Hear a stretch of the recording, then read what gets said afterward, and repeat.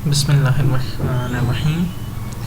जी, आज के प्रोग्राम में हम फंक्शंस के बारे में डिस्कस करेंगे थोड़ा सा, एक दो लाइंस में, कि फंक्शंस क्या होते हैं, और उसके बाद हम शिफ्ट करेंगे फंक्शंस की टाइप्स पर, जिस तरह से without argument and without parameter, और इस तरह से और भी टाइप्स होती हैं फंक्शंस की, तो उनके बारे में डिस्कस करेंगे। सो सबसे पहले हमें पता होना चाहिए कि फ़ंक्शन एक्चुअली होता क्या है। फंक्शन का पर्पज़ होता है, और फंक्शन का पर्पज़ ये होता है कि एक टास्क को रिपीटेडली परफॉर्म करना। ठीक है, जब भी एक कोड बार बार यूज़ हो रहा हो, सेम मेथड बार बार यूज़ हो रहा हो, कोई इशू ये नहीं है कि वैल्यूज़ भी सेम हो, सिर्फ मेथड सेम हो उसका, वैल्यूज़ और इस तरह के जो भी होते हैं वेरिएबल्स वगैरह वो सेम हो, लेकिन उसमें जो वैल्यूज़ एंटर की जाती हैं वो डिफरेंट भी हो सकती हैं। ठीक है, तो इस तरह से हम टास्क को रिपीटेडली, उस कोड को रिपीटेडली यूज़ कर सकते हैं। हमें जस्ट फंक्शन को कॉल करना होता है, और हम जो भी वैल्यूज़ देते हैं उस फंक्शन के अकॉर्डिंग, जो भी उसमें एक टास्क करने का जो हमने कोडिंग रखी हुई है, तो वो उसके अकॉर्डिंग वो टास्क परफॉर्म कर देता है। सो फंक्शंस के 4 टाइप्स होती हैं: विदाउट आर्ग्यूमेंट, विदाउट पैरामीटर, ठीक है, sorry, without argument and without parameter, ये both are same. Argument is also known as parameter. Without argument and without return type, it is the first type of function, hence also sometimes without argument but has return type. ठीक है, और कभी कभी इस तरह से होता है कि आर्ग्यूमेंट होता है, रिटर्न टाइप नहीं होती, and last is return type भी हो उसकी और उसका आर्ग्यूमेंट भी हो। Again argument and parameter are same. ठीक है, सो स्टार्ट हम करेंगे उससे कि ना ही कोई आर्गूमेंट पास करेंगे और ना ही कोई पैरामीटर पास करेंगे। सो सबसे पहले मैं एक फ़ंक्शन बनाता हूँ, और ये बात याद रहे, यहाँ पर हम डिस्कस करेंगे कि रिटर्न टाइप की एक्चुअली होती क्या है, पैरामीटर वगैरह, इसके बारे में भी हम डिस्कस करेंगे। और ये वॉइड का आप जहन में रख लें, माइंड में, कि रिटर्न टाइप यहाँ पर जब भी वॉइड लिखा हो तो ये इसका ये मतलब है कि इसकी रिटर्न टाइप नहीं है। ठीक है, इसमें कोई इशू नहीं है, ये सिर्फ आपको माइंड में रखना होगा कि जब भी वॉइड लिखा हो तो समझ जाएं कि इसकी, इस फंक्शन की रिटर्न टाइप नहीं है। सो वॉइड फंक्शन 1, ओके, एंड इसकी रिटर्न टाइप भी नहीं है, इसका पैरामीटर भी नहीं है। पैरामीटर नहीं है वो कैसे पता चले, क्योंकि ब्रैकेट्स में मैंने कोई वैल्यूज़ पास नहीं की, that's why it has no parameter and no return type. Sorry, I forget to mention the libraries here. IOStream.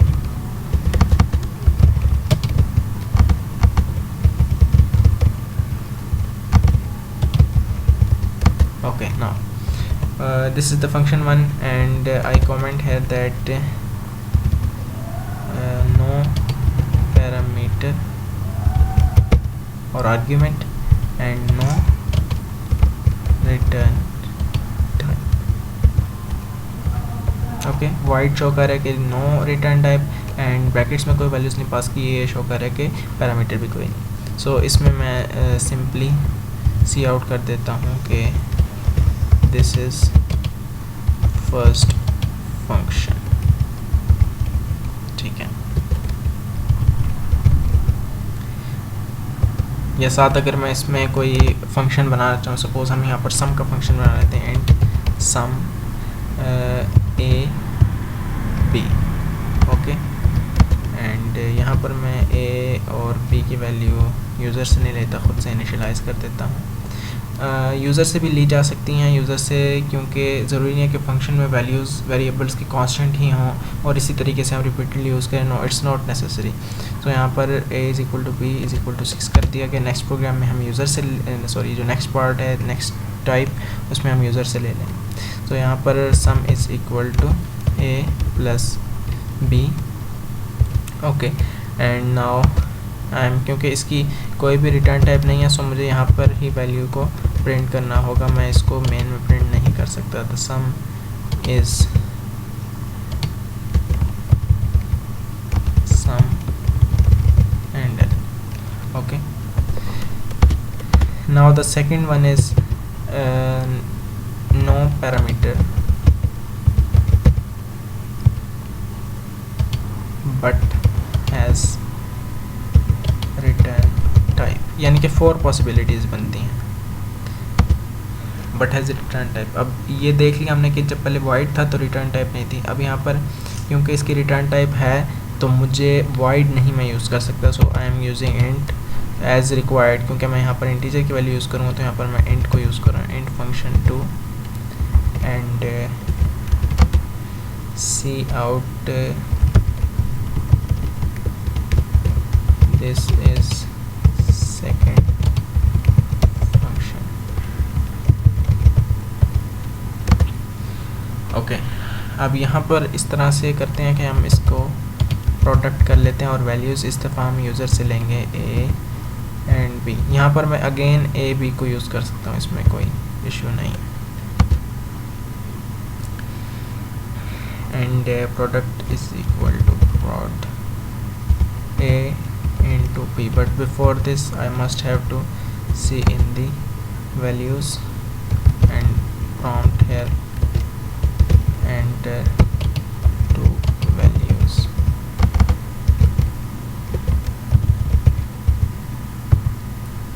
Okay, अब यहाँ पर enter two values c in a b।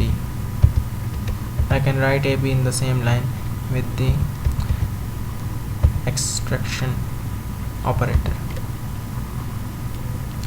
Now I have written the formula prod is equal to a into b and now I will print the product। sorry, अब यहाँ पर क्योंकि return type use हुई है तो मुझे better है कि मैं यहाँ पर रिटर्न कर दूँ prod।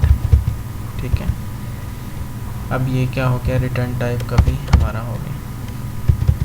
नेक्स्ट में नो पैरामीटर को हम नहीं करते, हम कहते हैं has parameter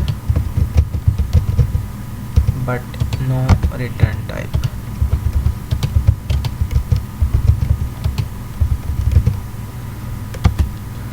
int function 3 sorry, यहाँ पर नो रिटर्न टाइप है तो मैं यहाँ पर void करूँगा and here int a comma int b। ठीक है, and again int a int b। अब यहाँ पर वैल्यूज़ पास हो चुकी हैं तो यहाँ पर मैं अब डिवीजन कर लेता हूँ, division and division num1 num2।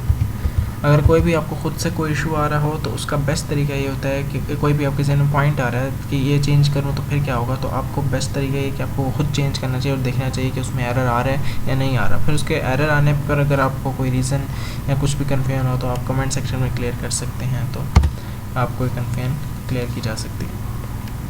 सो यहाँ पर डिवीजन है तो division is equal to num1 by num2।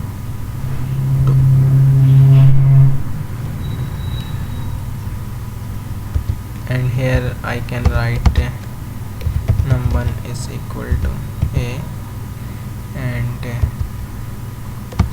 num2 is equal to b। ठीक है, अब यहाँ पर क्योंकि इसकी रिटर्न टाइप नहीं है तो मैं यहीं पर प्रिंट कर दूंगा कि the result of division is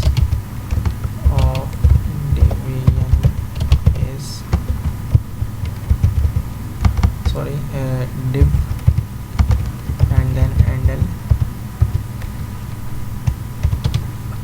okay, ये हमारी थर्ड टाइप कंप्लीट हो गई। अब जो लास्ट टाइप है वो ये है कि void has parameter has return type। ठीक है, पैरामीटर भी है, रिटर्न टाइप भी है। सो मैं यहाँ पर मुझे कोई रिटर्न टाइप लिखनी होगी। Again I am using int here, int function 4 and parameters are int a int b। Okay, and now I'm going to perform subtraction here, and subtraction is equal to a minus b return subtraction. Okay अब यहाँ पर एक और भी इसका method है कि अगर मैं सिंपली ये ऊपर वाली दो स्टेटमेंट्स ना लिखूँ और डायरेक्टली लिख दूँ कि return a minus b, so that is also true. Okay, so ये हमारी 4 टाइप्स की फंक्शंस की. अब यहाँ पर हम इसको मेन में इनका यूज़ करते हैं, int main, and the first function has no return type. अब यहाँ पर इसका यूज़ में इम्पॉर्टेंट है कि हम जब भी इसका यूज़ करें तो हम कैसे करें कि इसका जब कोई भी रिटर्न टाइप नहीं है तो हम सिंपली यहाँ पर क्या करेंगे, फंक्शन को कॉल कर. अब ये फंक्शन कॉल है, ठीक है. जब भी हम इंट मेन से पहले ही फंक्शन को डिफ़ाइन कर देते हैं तो फंक्शन की डिक्लेरेशन की ज़रूरत नहीं पड़ती, ठीक है. एक फंक्शन की डिक्लेरेशन होती है, एक कॉलिंग होती है, एक डेफिनेशन होती है. जब इंट मेन से पहले हमने, इन दिस केस हमने इंट मेन से पहले ही फंक्शंस डिफ़ाइन कर दी हैं, तो इसलिए हमें इसकी डिक्लेरेशन की ज़रूरत नहीं है. लेकिन जब हम क्या कहते हैं फर्स्ट पर डिफ़ाइन नहीं करते तो फिर हमें डिक्लेरेशन की ज़रूरत पड़ती है और फिर हम कहीं और उसकी डेफिनेशन कर सकते हैं, ठीक है. एंड नाउ इंट फंक्शन 1, ये अब फंक्शन की क्या होगी, कॉल होगी. अब क्योंकि इसकी रिटर्न टाइप नहीं थी, जिसकी रिटर्न टाइप ना हो उसको सिंपली हम उस फंक्शन को एज इट इज़ लिख देते हैं, जिस तरह से मैंने लिखा है, ठीक है. ये रिटर्न टाइप की बेस पर याद रखें कि जिसकी रिटर्न टाइप ना हो उसमें मैंने लिख दिया कि फंक्शन 1 जस्ट कॉल किया. अब नेक्स्ट क्या है कि इसकी रिटर्न टाइप है, ठीक है. अब रिटर्न टाइप है तो ये कुछ रिटर्न करेगा, तो मैं यहाँ पर क्या कर देता हूँ, इंट वैल्यू, या ऐसे करता हूँ int product is equal to. अब यहाँ पर मैं कॉल करूँगा क्योंकि कोई भी चीज़ रिटर्न हो रही है तो वो कहीं असाइन भी होनी चाहिए, जस्ट रिटर्न नहीं होनी चाहिए. या दूसरा तरीका ये है कि मैं डायरेक्टली उसको प्रिंट कर दूँ, तो यहाँ पर int product is equal to function 2, ठीक है. अब ये इसकी, अब याद रहे कि होता है इस तरह से कि मैंने फंक्शन 2 को कॉल किया, इसकी रिटर्न टाइप इंट है, इसने रिटर्न किया प्रोडक्ट, और प्रोडक्ट ऐसा इस तरह से आप अंडरस्टैंड कर सकते हैं जैसे प्रोडक्ट यहाँ पर आकर पेस्ट हो गया, यानी कि प्रोडक्ट की वैल्यू 2 आती है तो यहाँ पर प्रोडक्ट इज़ इक्वल टू 2 आ जाएगा, ठीक है. तो ये सिंपल है इसको अंडरस्टैंड करना कि किस तरीके से ये वैल्यू रिटर्न करता है.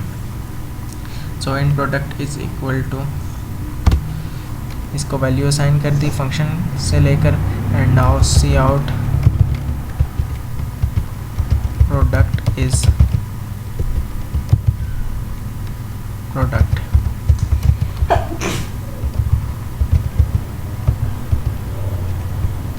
Now see out product is product.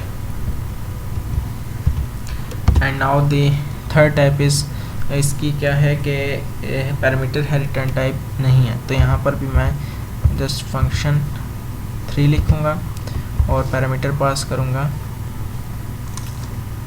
3,8, ठीक है. यहाँ पर पैरामीटर पास कर दिए. और नेक्स्ट में क्या होगा, फंक्शन 4 में इसकी रिटर्न टाइप भी है, पैरामीटर भी है, सो मुझे इसको किसी को असाइन भी करना होगा. इंट सब्ट्रैक्शन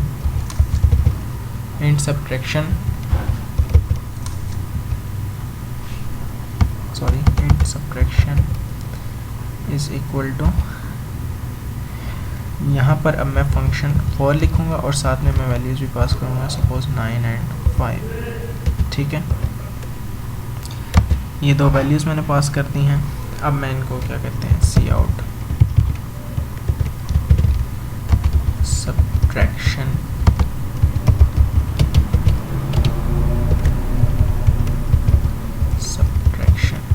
ठीक है. ये इसको इस तरह से मैंने लिख दिया. यहाँ पर हम रिटर्न 0 लिख देते हैं. And now we run our program. So यहाँ पर एंडल आता है,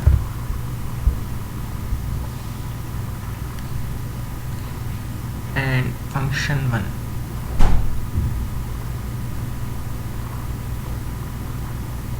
ओके, यहाँ पर एरर है फंक्शन 1 को कॉल करते हुए।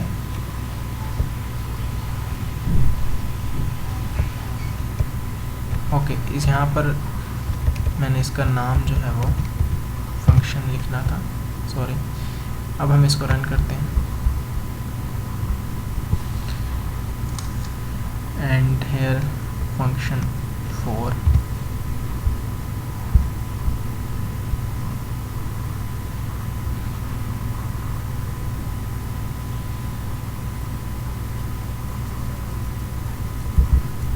okay. Now you can see that this is first function and ये है the sum is 12. This is second function. Second function में हमने क्योंकि वैल्यूज़ यूज़र से ली थी तो 2 and 9 और second function ने प्रोडक्ट परफॉर्म किया था तो 9 2s are 18. थर्ड फंक्शन ने डिवीजन परफॉर्म की थी तो the result of division is 0 and fourth function ने सब्ट्रैक्शन परफॉर्म की थी and subtraction is 4. You can see here subtraction is 9 minus 5 4, but we must check that whether the result of division comes 0 or not. 0 नहीं, actually हमने यहाँ पर division में values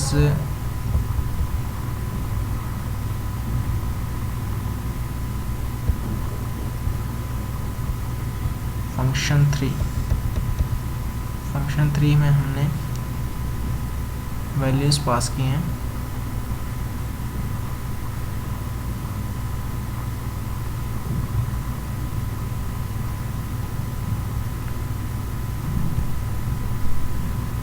सो यहाँ पर हम इसको एक और मेथड से ट्राई कर लेते हैं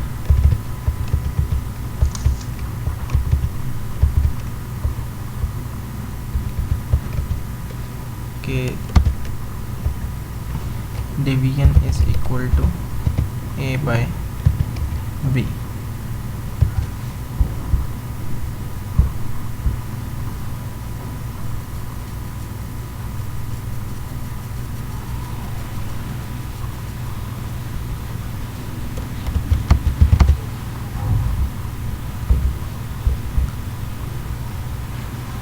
but the result of division is 0.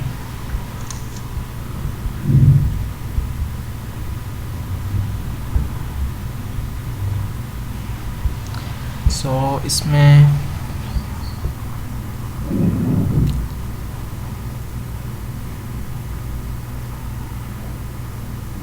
oh yes, our answer is actually correct because 3 by 8, I was confused that 3 by 8 is not equal to 0, but actually we have written the integer as integer, so 3 by 8 whatever comes it is less than 1. so जब less than 1 है, suppose 0 point something है यहाँ पर, ठीक है, इस तरह से सपोज है, तो अब क्योंकि इंटीजर है तो इंटीजर उसको 0 सपोज करेगा, दैट्स वाई डिवीजन इज 0. तो यहाँ पर हम इसको अगर 8 and 3 करें तो आप देख सकेंगे कि इसका आंसर 1 आएगा, क्योंकि यहाँ पर फिर अगेन इंटीजर है, 1 से जो ज़्यादा पॉइंट्स में वैल्यूज़ होंगी पॉइंट्स को इग्नोर कर दिया जाएगा. सो यहाँ पर हम 2 वैल्यूज़ एंटर करते हैं and you can see the division, the result of division is 2. Okay, the result of division is 2 इसलिए क्योंकि 3 2s are 6 होता है और 2 के आगे जो 8 है उसके लिए कुछ वैल्यूज़ पॉइंट्स में आएंगी तो 2 पॉइंट समथिंग आएगा. So that's why 2 point something जो आगे पॉइंट्स के बाद वैल्यूज़ होंगी उनको इग्नोर कर दिया जाएगा. तो सिमिलर वे में क्या आ जाएगा, 8/3 का आंसर 2 पॉइंट समथिंग नहीं आएगा बल्कि 2 ही आएगा. अगर हम फ्लोट यूज़ करते हैं तो फिर हमें एग्जैक्ट वैल्यूज़ मिलेंगी. तो यहाँ पर हम एक चीज़ डिस्कस कर रहे थे कि रिटर्न प्रोडक्ट, एक हमने 2 मेथड्स देखे थे ना. सो ये वाला मेथड था, इसको हम ज़रा इस तरीके से रन करके देख लेते हैं. ठीक है, रिटर्न सिंपली अगर हम a माइनस b रिटर्न करते हैं तो वो हमें किस तरह से वैल्यूज़ देगा. सेम आंसर आएगा दोनों का क्योंकि हमने इसमें वैल्यूज़ भी पास की हुई है, 9 और 5 पास किया हुआ है सब्ट्रैक्शन के लिए. तो हमारा यहाँ पर पर्पस है 4 को देखना. ये देखें, सब्ट्रैक्शन इज़ 4. ठीक है, ये दोनों मेथड्स हैं, आप कोई भी यूज़ कर सकते हैं. अभी भी स्टिल अगर कोई कन्फ्यूजन हो, ये एक डिटेल्ड लेक्चर था जिसके ज़रिए मेरी कोशिश थी कि ये फंक्शंस के सारी टाइप्स जो हैं वो क्लियर हो जाएं.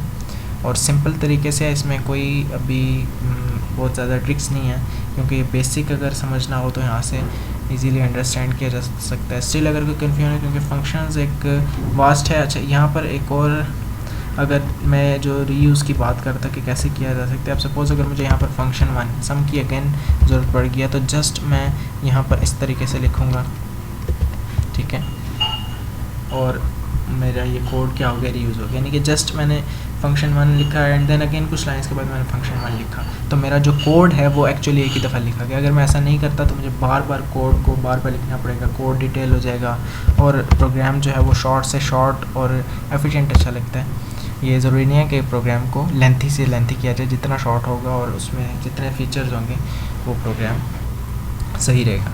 सो यहाँ पर आप देख सकते हैं कि अगेन प्रोग्राम हमारा सक्सेसफुली रन हो चुका है। So that was all for today. Thank you.